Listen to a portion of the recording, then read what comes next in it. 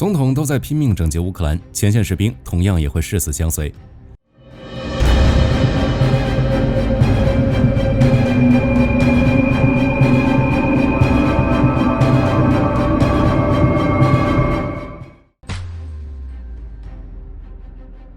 在库尔斯克战场，据乌总参谋部报告显示，乌克兰空军袭击了驻扎在特罗伊茨科耶村附近的俄军第60摩托化旅第28步兵营的阵地，造成至少30名俄军士兵阵亡，并俘虏了12人。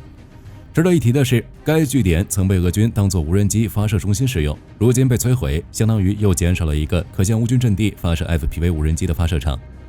与此同时，乌军 F-16还首次发布了座舱视频。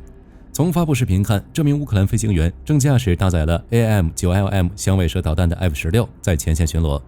视频结尾还出现了感谢美国支持的字样。另一方面，乌军将领史奇格尔在接受天空新闻采访时表示，在不久的将来，他们每个月将能生产出超过2000架的远程无人机。乌克兰总理史米哈尔也表示，乌克兰国防工业能力已提高35倍。据乌克兰在线3月5日援引他在新闻发布会上的发言称，乌克兰目前每年生产高达350亿美元的武器，取得了显著成就，特别是在过去2年内，火炮产量增加了2倍，装甲运兵车增加了5倍，反坦克武器增加了2倍，弹药生产量则增加了2.5倍。当前乌克兰约1/3的武器都在国内制造，预计目标是达到至少50%。乌克兰如此加紧制造研发自己的武器，并安排无人机将和战机一起行动，制造更大的空中威胁，预示着不久或将大规模的参战。俄军目前则在小洛克尼亚和别列杰夫卡方向各撕开了一个口子，迫使乌军不断的收缩防线。乌军第95空降旅和第47机械化旅目前正在全力阻击。小洛克尼亚一旦失守，乌军将被迫进入城市保卫战。库皮扬斯克方向，乌军第116机步旅、第71列兵旅和第28旅一路向北向东发起猛攻，目前已收复了新基夫卡镇。而俄军的行动，据战争研究所报道称，3月4日至5日，俄军试图打通托波利至德沃里奇纳附近桥头堡的交通线，但屡屡失败。同时，据乌克兰霍尔蒂察集团军3月5日报告称，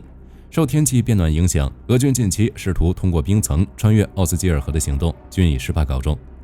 此外，据乌方消息称，博洛瓦和莱曼方向的俄军前线食物和饮水补给遇到了问题，导致近期行动都草草了事，甚至没有行动。具体情况有待进一步披露。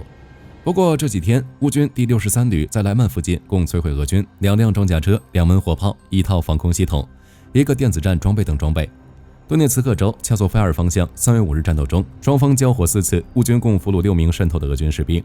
同时，据乌军情报显示，俄军正在改变战术，以小步兵群突袭，向利用恶劣的天气条件和低能见度条件积蓄力量，进行机械化攻击转变。特列茨克方向，乌军大有斩获。据战争研究所报告显示，乌军第28旅的无人机营和阿维部队使用无人机和瑞典援助的 RBS-70 防空导弹等武器，将俄军赶出了托列茨克。昨日战斗中，俄军损失了至少2辆坦克。截至目前，俄军第110和第132摩步旅的后撤通道如今仅剩下400米宽，且已被乌军炮火完全封锁，反击还在持续。鉴于这种情况，俄军司令部紧急调遣第8集团军一部、第238炮兵旅和第381炮兵团增援，猛轰托列茨克西边的谢尔比尼夫卡，试图对乌军进行反包围。目前正与乌军第1特种警察旅等部战斗，战况有待进一步观察。红军村方向3月5日发布的地理定位录像显示，乌军正在舍甫琴科东部发动机械化攻势。一名俄军事博主称，战斗中乌军使用了多达1个营的装甲车。在乌达奇内南部，据前线流出的视频显示，有5名俄军正按照乌军无人机指令投降。在辛帕蒂夫卡方向，俄军正以4到5人小队行动，并在距离前线4到5公里的地方下车，以免装甲车遭受乌军无人机袭击。乌克兰军事专家彼得罗·切尔尼克3月5日分析表示，俄军在红军村进攻节奏再度放缓。他称，之前俄军每天都会进行40至60次袭击，但最近每天仅进行18至20次袭击，这与其征兵人数减少和乌军无人机使用频率增加有关。切尔尼克表示，在2024年的最后几个月，俄军每月能够招募多达5万人，每月损失约4万人，能够跟得上消耗。但今年1月、2月，俄罗斯每月只能招募大约4万人，加上今年以来乌军使用无人机袭击的频率有所增加，也从之前的50%增加至85%，这才导致俄军放缓了红军村进攻节奏。大诺沃希尔卡方向3月5日，乌方消息称，俄军指挥部正在调集3个作战旅和1个摩托化步枪团力量，向斯库德内村和布尔拉茨克村进发。值得注意的是，乌军消息称，该地区俄军几乎没有装甲车，是以5至10人小队进行步兵攻击。之后由20人组成的小组在袭击成功后进行增援和巩固阵地。乌军则在普里维尔内附近进行了反击，目前战斗仍在进行当中。赫尔松方向，乌军的行动也没有停止。乌克兰南部作战司令部3月5日发布了乌军袭击赫尔松州一个未指明地点的俄罗斯训练场的镜头。报道称，乌军第14空降旅的塔夫里亚特种部队前后耗时3天完成了这次联合行动。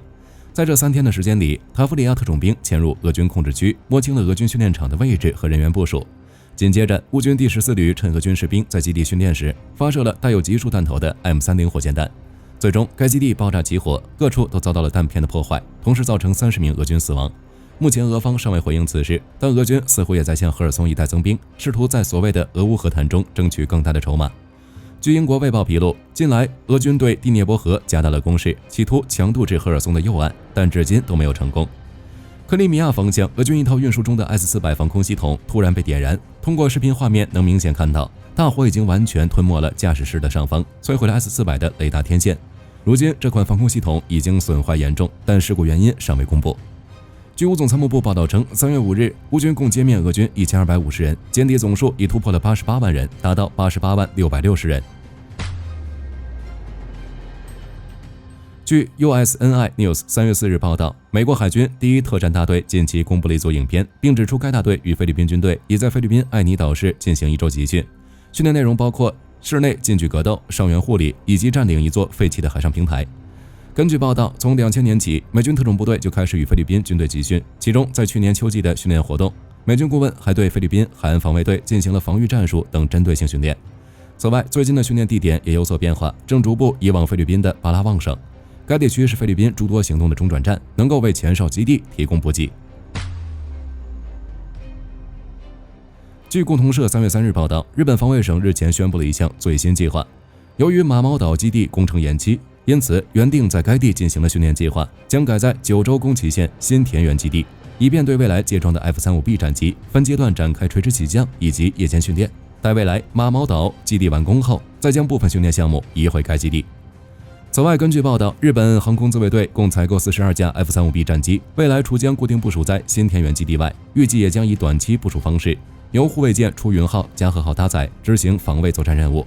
同时，根据九州防卫局公布的最新进程，预计日本航空自卫队能够在今年年底前开始接收首批 F-35B 战机，并于2032年达成满编，从而形成实际战力。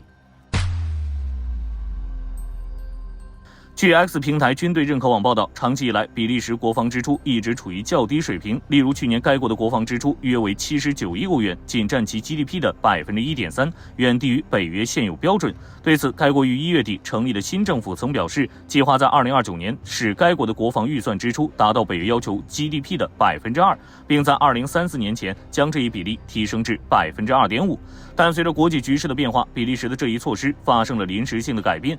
其首相巴尔特·德维佛于2月27日发表声明称，该国应该会在今年6月的北约峰会前就能够将其国防支出达到 GDP 的 2%。在具体投入方向上，比利时将围绕北约和欧盟的防卫目标，全面提高部队作战能力。其中，在防空装备上将加大力度增购防空系统，以便构建多层防空体系；在空战装备上将增购 F-35战机，提升实际空战能力。同时，考虑到该国现有的7架 A400运输机，其在实际部署中有诸多局限性，还计划增添小型运输机，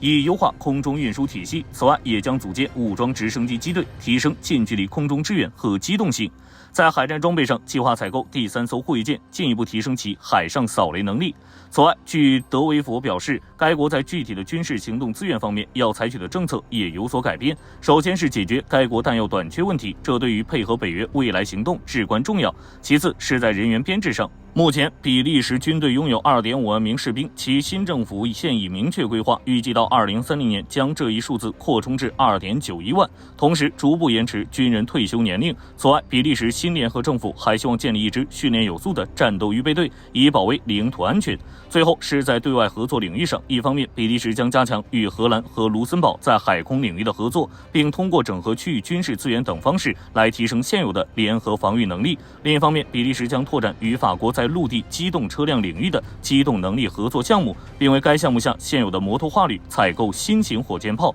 增购部队的纵深打击能力，提升其在陆地作战中的战略威慑力。好了，本期节目到这里就结束了，让我们为前线拼死作战的乌军士兵致敬。我是火力军，下期再见。